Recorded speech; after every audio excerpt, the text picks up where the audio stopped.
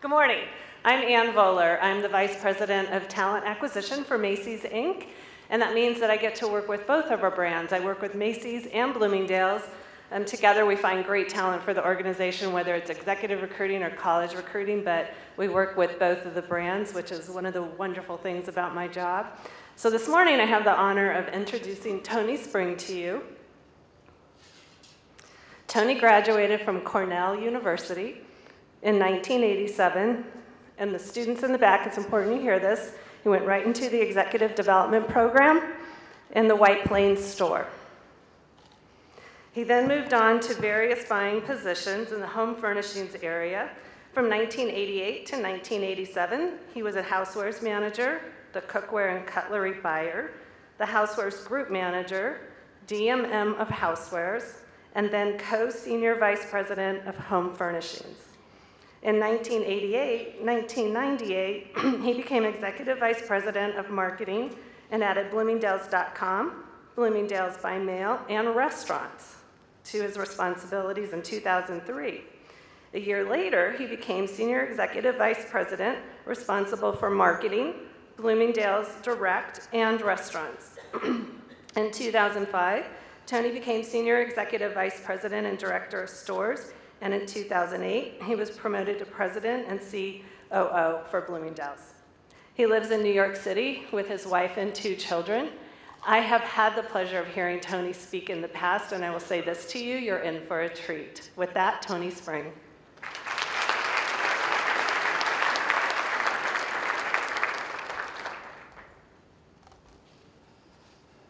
Good morning.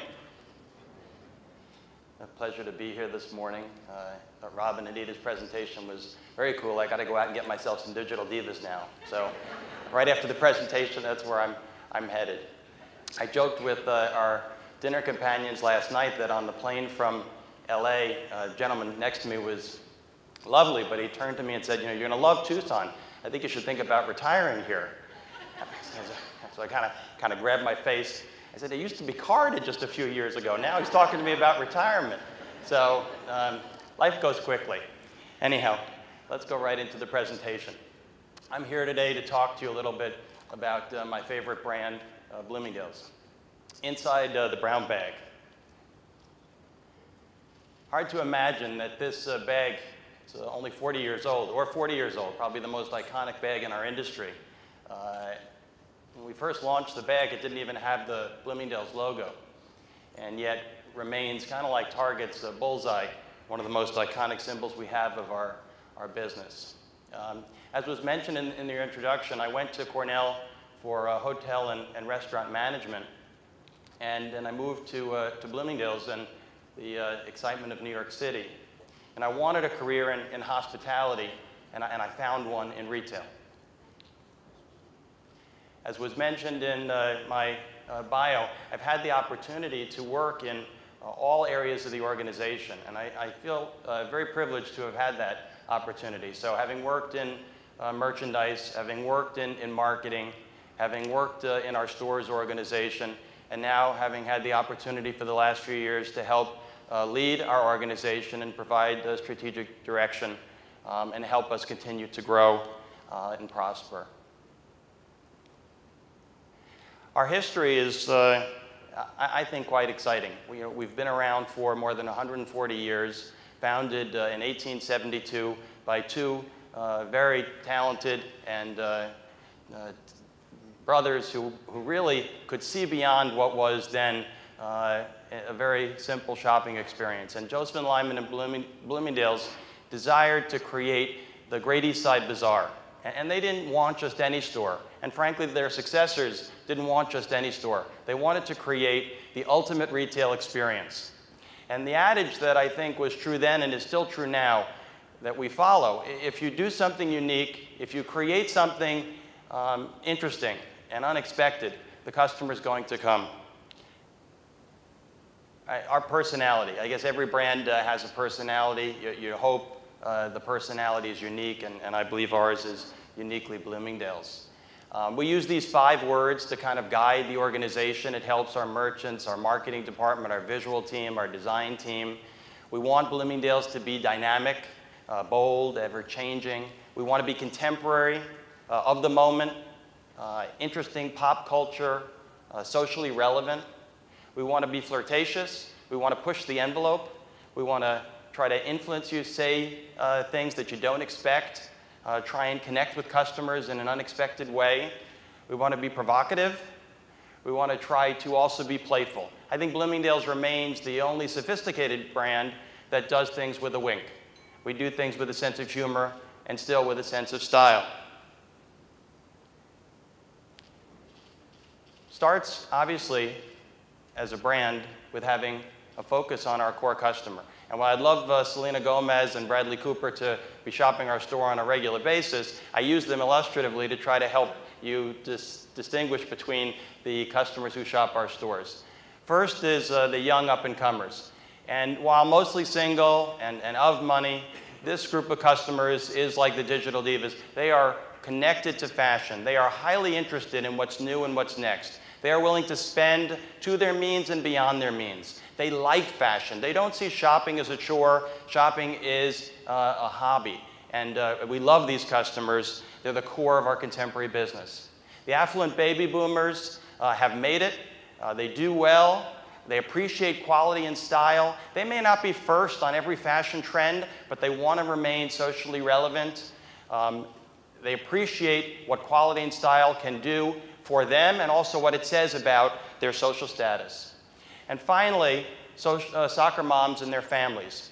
And I think misnomer sometimes, soccer moms and their families have money. They have the ability to do what they want. They just balance that life. They have conflicting priorities in terms of travel, family, their children.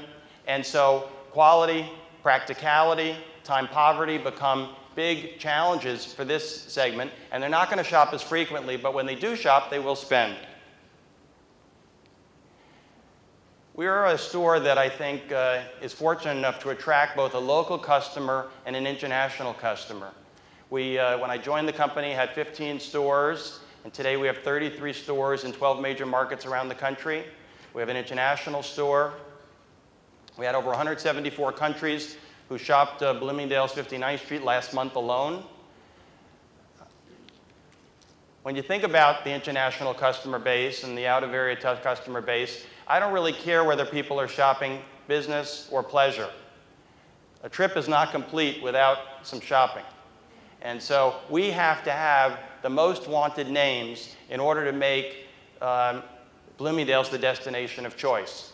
That tourist is very concerned with making sure, particularly out-of-area tourists, that they bring back those most wanted brands for themselves as well as for their friends and family. Let's talk for a second about service. And it is a bigger word than just a few sentences about the importance and how much it's grown over time. And I could talk for a while about how much the internet has influenced, I think, people's expectations as it relates to service. We used to, if you remember, before there was a microwave, we would wait a little while for dinner to be cooked. Before there was a cell phone, we didn't expect everyone to answer the phone within 2 rings. Before there was email and texting, we didn't get angry when people didn't respond right away. And the same is happening in service at retail. People expect a better experience. And it's not just you getting better. You now have to keep step and be consistent with what people enjoy in other businesses, in other categories, in other parts of their lives. And so we have to embrace it. We have to appreciate that things through the customer's eyes and continue to focus our organization on providing a better experience for our customers. We as an organization are focused on building long-term, high-value, connected, genuine, intimate relationships. I'm sure Jonathan talked about yesterday, intimate relationships with our customers. We use many tools to try to help our associates at point of sale or via the web on their mobile device to try to make shopping at Bloomingdale's easier, faster, and more relevant. One of the things that we did last year was launch a new loyalty program. And I thought I would share a couple of moments on our new loyalty program because it was really designed with the customer in mind. It's tender agnostic, meaning you don't have to use our card. It's brand centric. It's all about Bloomingdale's in design and in spirit. It allows the customer to enjoy benefits no matter what channel they shop. If they're shopping at home, on their mobile device, in our stores, in our outlet stores, they're going to receive benefits. It's a point-based system that provides instant gratification. You're not waiting till the end of the year to earn your benefits. The customer wants them when they've earned them. We offer benefits like double points in cosmetics. We have free shipping on Bloomingdales.com, as well as other amenities that are important to our most fashionable segments. So our Loyalist program is one service example, I would say, of how we try to distinguish the Bloomingdale's experience. And I think each retailer is challenged to continue to find ways to do something just a little bit different that presents the customer with an option and a reason to buy. And I think, as Anita said, the market may not be growing, but our opportunity to gain market share is there every solitary day. And our Loyalist program is one tool to try to help us do that. Our merchandise. I like to say you wouldn't stay in a hotel with a lousy room, you wouldn't eat at a restaurant with mediocre food, and you're not going to shop at Bloomingdale's if we don't have the best assortment of fashionable, exciting, new, contemporary, luxury merchandise. And that means every single day our merchant and fashion office are working together to try to pull together the best possible complement of brands, because those brands in the house of Bloomingdale's define our brand. And by the way, the department store, and I'm a little jaded on this, but I still believe remains the single best way for the consumer to find the brands that she loves. The easiest way for her to buy the brands that she loves in one place. And we're going to continue to be the curator and the acquirer of the most important brands and present them in a way that offers the consumer the best shopping experience. Which leads me to the experience. How do we package it? How do we put it all together? I'm a store guy. So while I love the online business, I have to first start with the stores. And our 59th Street flagship, I don't have to explain because hopefully a number of you have been to, but 800,000 square feet of highly productive selling space. It defines our brand. The world shops Bloomingdale's, 59th Street. It's an influencer. It's a place, I think, that represents and embodies what the best of Bloomingdale's is all about. We also are fortunate enough to have regional flagships all around the country, whether it's San Francisco, Miami, Chicago, Boston, San Francisco. This is the best representation of Bloomingdale's and a dominant player in each of those markets. We introduced in 2004 a contemporary store format, a smaller store format, 100,000 square feet of selling space or less. First in Soho in 2004. We followed it up with a location in Santa Monica in 2010. And we're going to open up another store in Glendale, California a little later this year. Certainly a very important and fast-growing part of our store family, I consider the online business, the internet. That is 24/7, how the customer engages Bloomingdale's, how we make sure we get the most complete shopping basket possible. I don't care whether she starts the transaction online and finishes it in store, starts it in store and finishes it online. It is the way in which, with rich editorial content and a really easy shopping experience, we can continue to grow the Bloomingdale's brand and business. We entered the outlet business in 2010 with 12 stores now to capitalize on the value opportunity. And finally opened in 2010 the first international store for Macy's in Dubai. I think that inside the house of Bloomingdale's, we have two important obligations. One is to present the most powerful luxury brands, the most powerful dominant brands in every category in a unique way. That's taking the best of what they do with the best of what we do. Give them the house, let them present the best of their assortment in the marketplace in our store. I think you combine that with the power of our visual and marketing teams and inspiring and animating our stores and the online experience to give people a reason to buy, to help put outfits together, to show people what works beyond a mono-brand experience. And I think that's the dynamic of a department store, again, that is so compelling.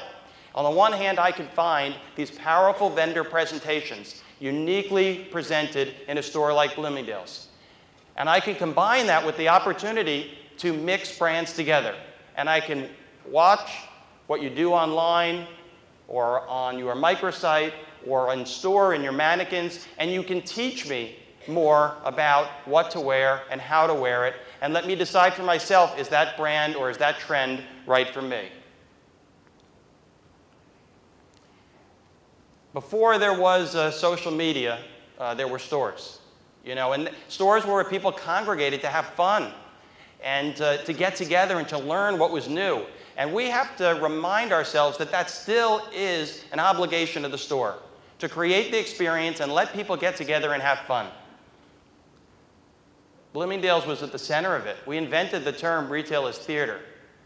And by the way, I hold my hat out to Apple, because I don't think people go to Apple just for an iPhone. You look at that store, it's packed with people learning, it's packed with people having fun, it's packed with people meeting up with friends and experiencing what technology is all about. I don't think people go to Starbucks just for a cup of coffee anymore. That is a place where people congregate to learn, exchange information, and maybe they're not happy, read the paper for a couple hours, but it's that third place they talk about. There's every opportunity for Bloomingdale's to continue to be that third place also. A place where you try things on, a place where you can have your makeup done, a place where you can see whether shoes actually are comfortable, a place where you can use the fitting room and get the opinion and get the feedback from our sales professionals about what may be right for you. So the store continues to represent, I think, a great social opportunity.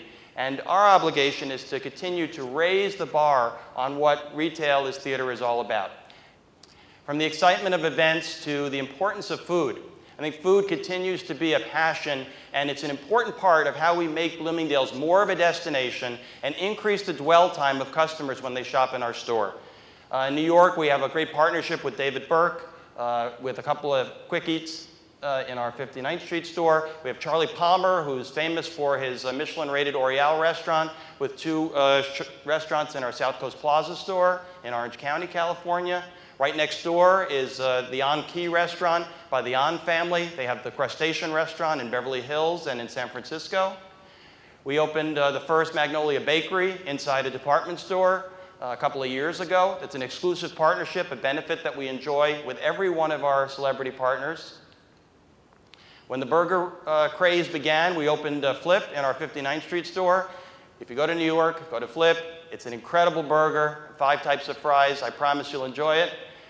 And lastly, I don't have to sell you on yogurt. Before there was Pinkberry, before there was Red Mango, Bloomingdale's in 1975 introduced frozen yogurt to New York City. It remains one of our most popular items in the store. Our marketing. I think marketing today is a challenge like never before. I used to say to the advertising team, it's not about pretty pictures anymore, guys. We have an obligation as a marketer to create a dialogue with the customer, to create a conversation about relevant and important information. And how do we move the page from just being a great shot to being something that compels the customer to engage with our brand? I love some of these quotes. The first in the upper left corner, I think, was from Women's Wear. All brands are publishers. Learn how to be a good one. Absolutely true. And in the bottom right here, Fast Company's, content is the new black. And how do we make sure as marketers that we have a strong organizing idea for content and that we have great content to share with our customers?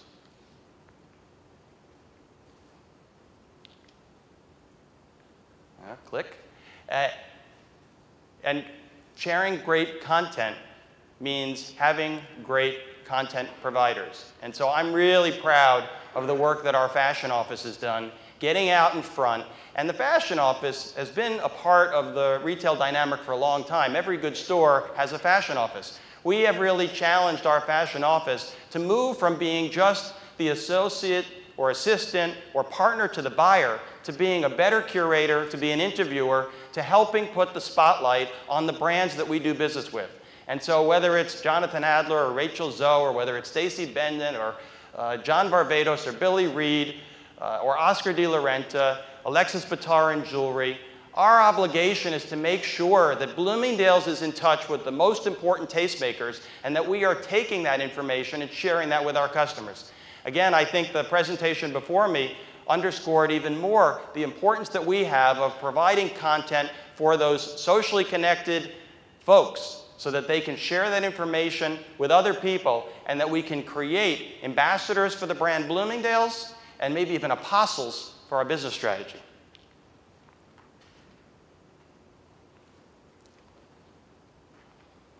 I think we are committed as an organization to having more integrated marketing programs. And whether it was Boardwalk Empire or Hollywood's latest blockbuster, concerts with Sheryl Crow, the partnership with Matchbox 20, Bloomingdale's wants to make sure that our marketing is integrated in every solitary thing that we do, and that we create that experience that I talked about. Give people a reason to think Bloomingdale's first and shop Bloomingdale's first.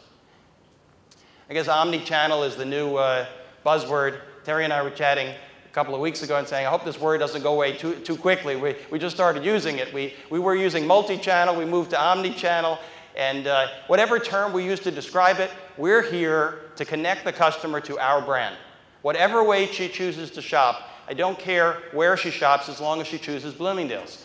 And I think whether it's making our stores more connected, whether it's Wi-Fi enabled, allowing people to use their mobile devices in our store, they can do their own bridal registry with our mobile device, they can navigate our store in a little dumbed-down GPS device to help them find things in our store, keep track of how they're doing in our loyalty program, use our iCatalog app to be able to watch or look at catalogs on their iPad, as well as embed it with rich video content, as well as let them shop from our catalog app.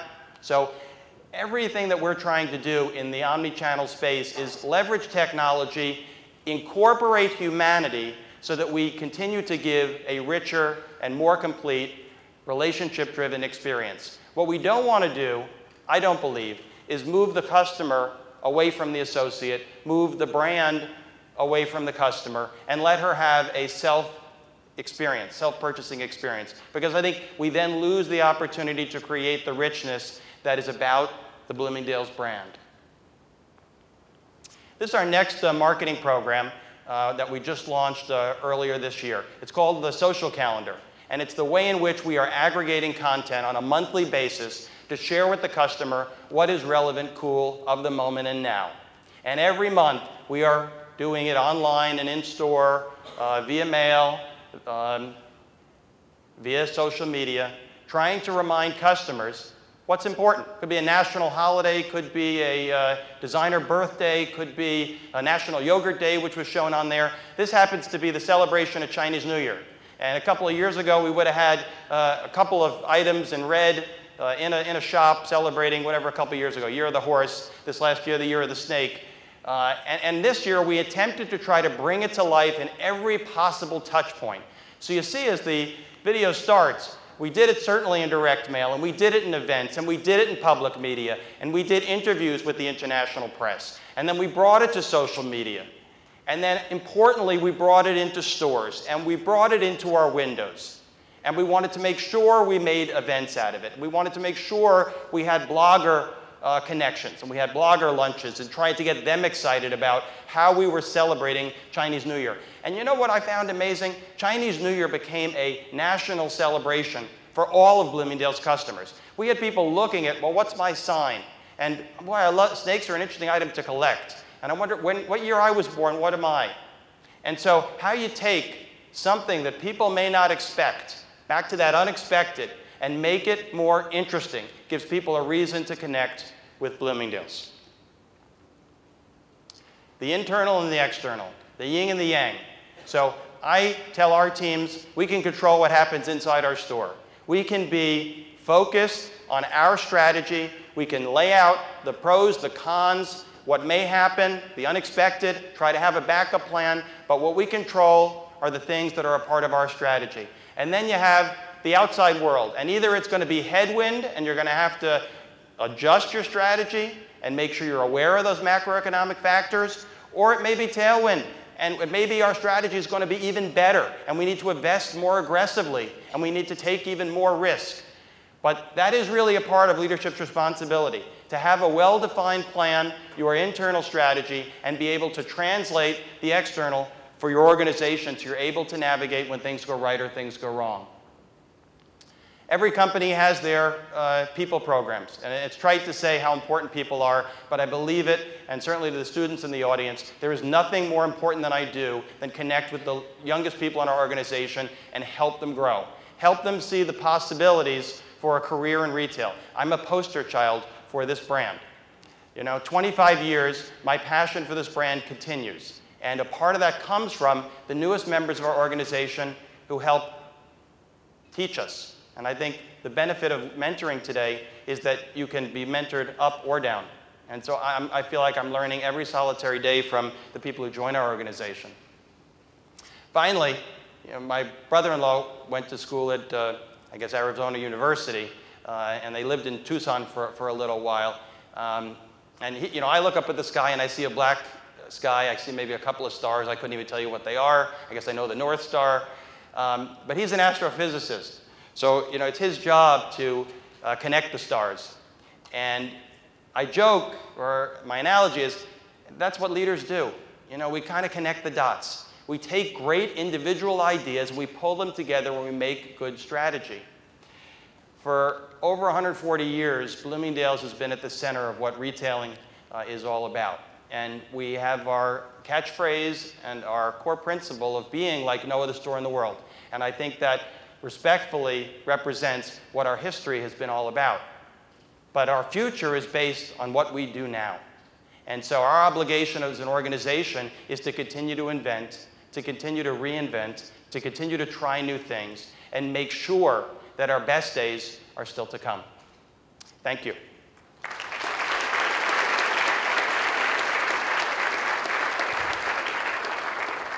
I'll open it up for any questions that you may have. And I'll try to see if I can see you.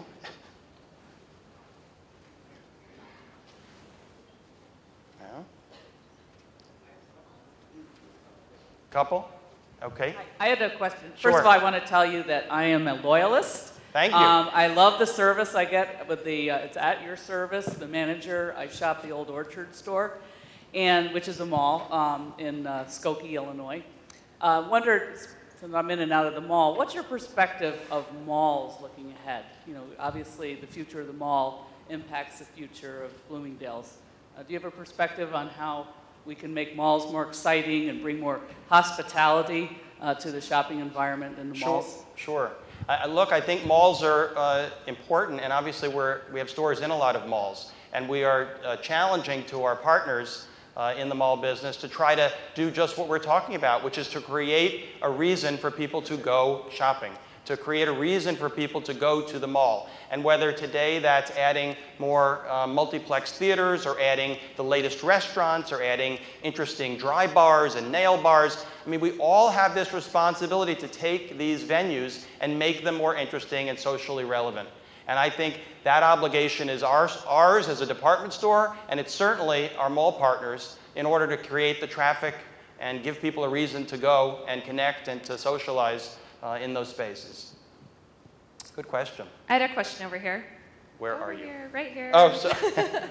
I was wondering if you could talk a little bit about the kitchens that you have in Bloomingdale's. And obviously, the experience at Bloomingdale's, you talked about the expertise that your store associates offer in shopping for apparel, but it seems like with kitchen goods, it's still something in retail we're figuring out.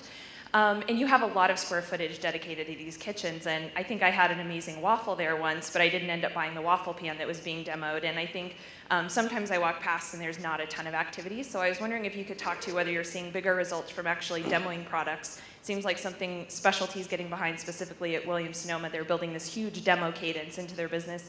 If you're seeing more results coming from that, or customers actually learning about the gadgets and tools and cookware from your associates, and whether you anticipate keeping that space dedicated to your kitchens. Okay. Yeah, I think home is an important differentiator for Bloomingdale's as a brand. And I think that we, in total, become a more compelling department store when we have the opportunity to have all families of business. And I agree with you. I think the home area needs more excitement to it. Demonstration is one way that we do that. And we have a culinary director in a number of our stores whose job it is to create demonstrations and to bring our resources into the stores and to bring local chefs into the stores. And those are the kinds of partnerships I think that we have to remind ourselves are still very important. I Many of the restaurants in our communities need the exposure. They may not have the advertising money to be able to reach their core audience. We have their core audience in our store. How do we bring those restaurants into our stores on a more frequent basis?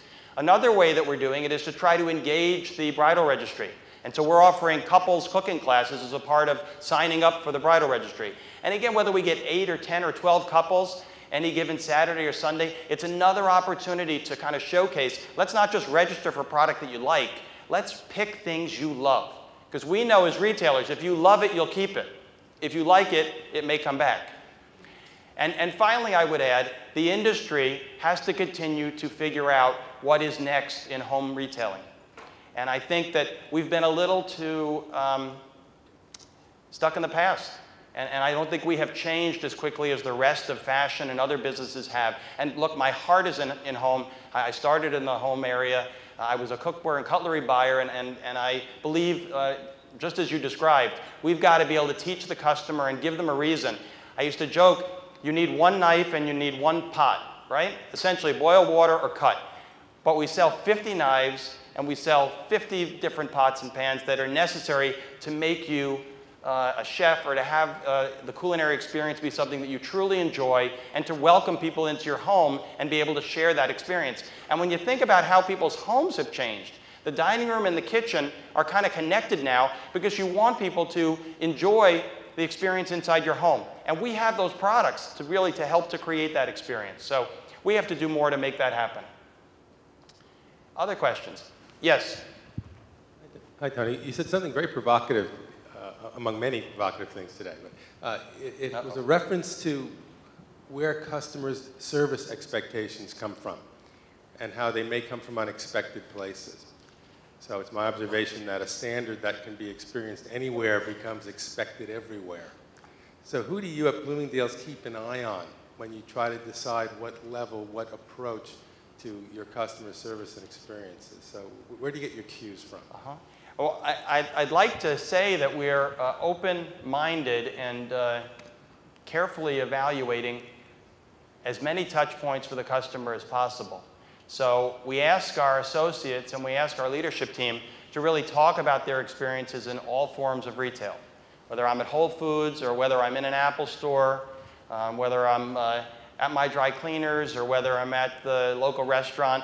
We want to be talking about the way in which people are experiencing retail, not just department store retailing, not just specialty store retailing, not just online retailing. And I think it's really important that we are aware that when you go to the airport now, your experience doesn't include humanity and you're happy about it. And if we follow that track, that's what the experience at Bloomingdale's or retail would be. And I don't think it's right. I think if we don't pay attention to how Apple, as an example, or Whole Foods as an example, try to augment the experience and make it richer, the content richer, give you a reason to sample and try things out in their stores. People then are going to be more committed to that brand. They're going to experience that brand both online and in store. So I hopefully, and I say hopefully, that all parts of our leadership team are paying attention to not just our core competitive set, but to all the times and ways in which our core customers experience retail, because those are definitely the influencers about what the baseline service experience has to be going forward. Yes? I know over the years you've spent a lot of time on service, making your employees dress in black, the Families and Friends program. Can you elaborate on what caused that change, how you evolved your staff to make those kind of things happen and be a service organization? Sure. The black dress code is a good one. I think we made the customers happier and our associates less happy the day we made that change. But the change was made because we wanted to make it easier for the customer to find Bloomingdale's associates when they shopped in our stores. Because from the testing that we had done, no matter how many additional associates we put on the floor, that a small name badge didn't do enough when everyone was dressed differently to designate who was a Bloomingdale's associate. And so in 2004, we changed our dress code to black. And we modeled it, I think, after one of the hotels when our CEO, Mike Gould, had come back from a trip and noticed, well, if a hotel can do it, why can't we do it? And so we encouraged our associates to dress up their black outfit with a scarf, with jewelry, with earrings, with a snappy tie, with an interesting pocket square, and let the dress code be for the customer. And let it be a symbol that we're polished and professional, and let it be easier for the customer to find the Bloomingdale's associates when they shop in our store. It's taken a while. It's, I think, finally now understood by the team, and I think it certainly made a very big difference in our service scores, and the customer, I think, appreciates the fact that they have a little easier time finding Bloomingdale's associates when they're inside the store. You're welcome. Tony, you were mentioning you have 150 international countries coming to your stores. How important is that retail tourists to Bloomingdale's? And second question, do you have any initiatives to attract those international shoppers to your stores? Yes, very important. And I would say that we went from taking it for granted to doing something about it. And so Chinese New Year is one small example of a very broad program that we have in place now, including a microsite translated into Mandarin. We have advertising that we're doing internationally. We have programs with the tour operators. We have added multilingual associates in our stores, which you saw in the quick video, that their country of origin name badge, which again is designed to allow customers who are shopping who may not speak our language or may not speak our language comfortably a chance to connect with an associate. And it's amazing to watch how much more they both spend and how much more they enjoy the experience when they can converse in their native tongue. We're doing it with the importance of our South American business, looking for more people that speak Portuguese, more people that speak Spanish. So we absolutely understand and appreciate the importance now of the international customer base and business. And it can be, by the way, as much as 30% of our business in some key cities. So I think we are obligated to have those relationships with the hotels, have those relationships with the airlines, make people feel very welcome when they come into our stores, make sure that we have the associates that speak multiple languages and can easily find those associates for those customers, and continue to be the store of choice for the tourists when they come to any Bloomingdale's market. Hook or last question? That's the hook. Okay, thank you very much.